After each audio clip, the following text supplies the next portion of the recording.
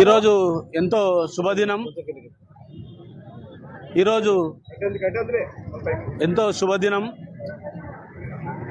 కాంగ్రెస్ ప్రభుత్వం ఏర్పడి 18 నెలల తర్వాత మామ్నార్ ఎడ్యుకేషన్ హబ్గా చేయాలని కాన్సన్ట్రేషన్ తోడు ఎన్ఎం శ్రీనివాస్ రెడ్డి గారు కృషి చేస్తూ లా కాలేజ్, పాలమూరు యూనివర్సిటీలో ఇంజనీరింగ్ కాలేజ్, ట్రిపుల్ ఐటీ మరియు నిన్ననే అల్ మదీనా జీకే ఇంజనీరింగ్ కాలేజ్ కూడా తేవడం ఎంతో సంతోషం. ఎందుకంటే మామ్నార్ విద్యలో చాలా వెనుకబడి ఉండే. 10 ఏళ్ళ టీఆర్ఎస్ ప్రభుత్వంలో మామ్నార్కు ఒక కాలేజ్ రాలేదు, ఒక సెక్షన్ రాలేదు, ఏం రాలేదు. మామ్నార్లో పాలన స్టార్ట్ అయిన తర్వాత ఎన్ఎన్ శ్రీనివాస్ రెడ్డి గారు ఎమ్మెల్యేగా గెలిచిన తర్వాత ప్రతి పిల్లలకు కాన్సన్ట్రేషన్ తోటి వాళ్ళు చదువుకోవడానికి సొంత డబ్బులతోటి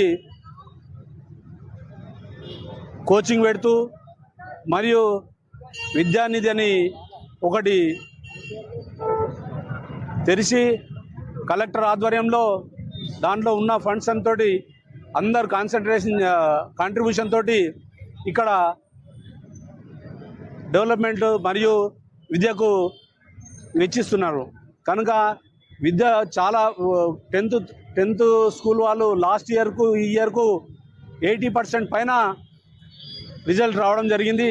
దానికి ఎమ్మెల్యే గారు సొంత డబ్బులతోటి 10th స్కూల్ పిల్లలకు అందరికీ కూడా బుక్స్, గైడ్స్ అన్ని ప్రింట్ చేసి సొంత డబ్బులతోటి వాళ్ళకి ఇవ్వడం జరిగింది.